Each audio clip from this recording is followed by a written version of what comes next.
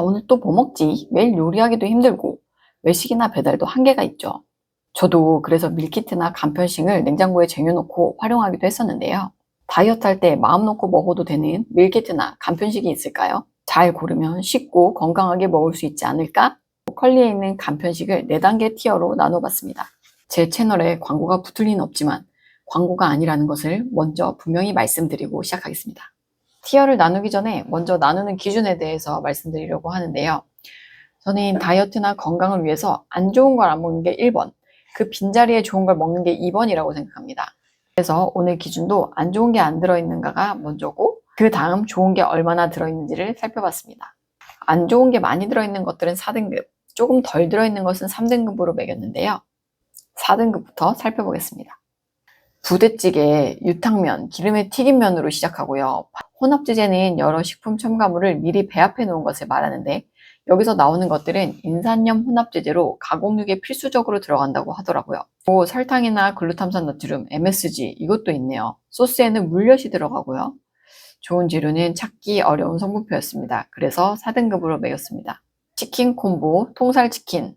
안 좋을 것 같지만 한번 성분표를 볼게요. 튀김옷 때문에 옥수수 전분, 여기에도 혼합제제, 유화제 이런 것들이 들어가는 것 같고요. 콩기름, 대두유, 식물성 기름 들어갔습니다. 식물성 기름은 고온에서 정제하는 기름이라서 만성염증을 유발하고 대사질환을 유발하는 것으로 알려져 있거든요. 그래서 4등급입니다.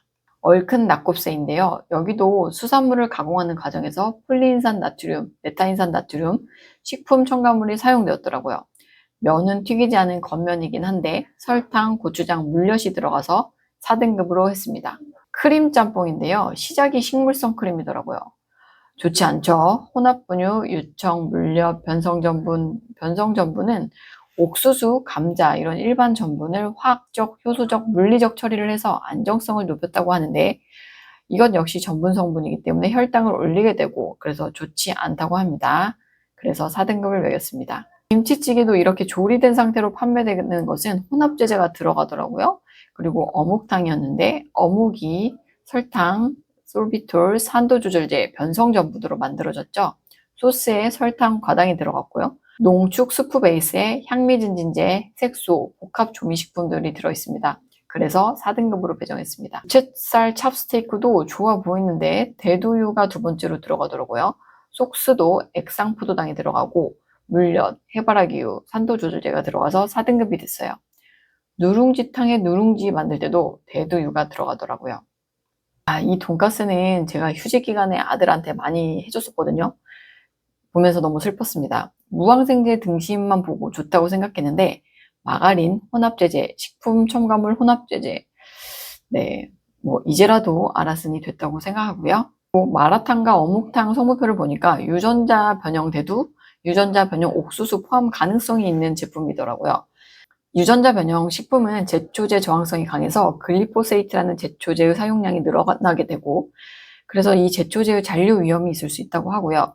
유전자를 조작한 식품 자체의 장기적 안전성이 확보되어 있지 않기 때문에 조금 안전성에 문제가 있을 수 있다고 생각합니다.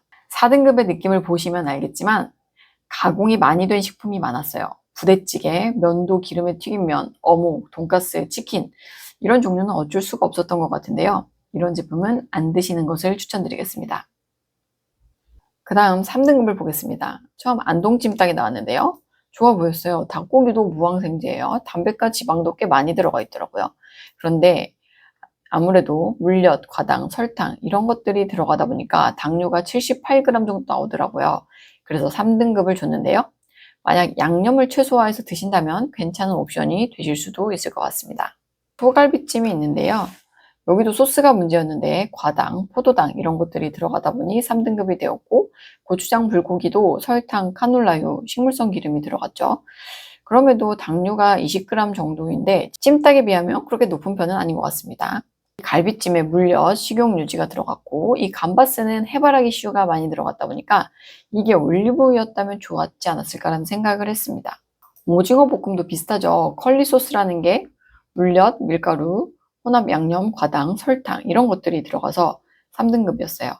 순살 족발은 어떨까요? 국내산 장족을 썼지만 백설탕, 물엿 이런 것이 들어가서 3등급을 줬는데요. 그럼에도 불구하고 당류는 2g 정도로 나와 있는데 트랜스 지방이 0.5 미만이라고 나온 게 좀 걸렸습니다. 그리고 낙곱새가 나왔는데요. 4등급에 나왔던 낙곱새랑 비교해서 여기는 새우살에 혼합제제가 들어가지 않아서 3등급이 됐습니다. 다만 고백당이라고 써놨지만 이게 설탕이라는 얘기거든요. 그래서 이런 단어들에 주의하셨으면 좋겠습니다. 여기까지가 3등급이었는데요.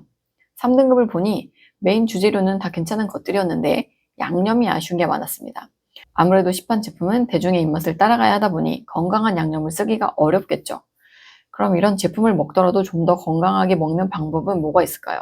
당근이나 애호박, 버섯, 양배추 등을 집에 있는 것들을 더 추가적으로 넣어서 먹으면 낫지 않을까라는 생각을 해봤습니다. 반찬으로 먹을 때 밥을 쌀밥 대신에 현미밥이나 곤약밥을 선택하는 방법도 괜찮을 것 같아요. 2등급을 넘어가기 전에 2등급과 3등급 사이에서 고민이 되는 항목이 있었습니다. 육개장과 삼계탕이 있었는데요. 먼저 육개장을 보면 산또배기 육개장도 크게 나빠 보이진 않는데 일단 말이 길죠. XXGT, 도가니 엑기스인데 들어있는 게 또 너무 많아요. 행복한 만남 쇠고기 맛 국물 내기와 설탕까지 들어가는 걸 봐서 그래서인가 나트륨이 좀 많더라고요. 이런 경우 실제 사골 고형부보다 나트륨이 좀 더 많이 있을 수 있다고 합니다.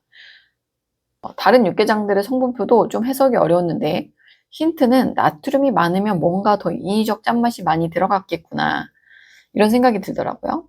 대파 육개장은 2200mg인데 조선호텔은 3500mg이죠. 그리고 지방과 단백질은 대파 육개장이 더 많이 들어있더라고요.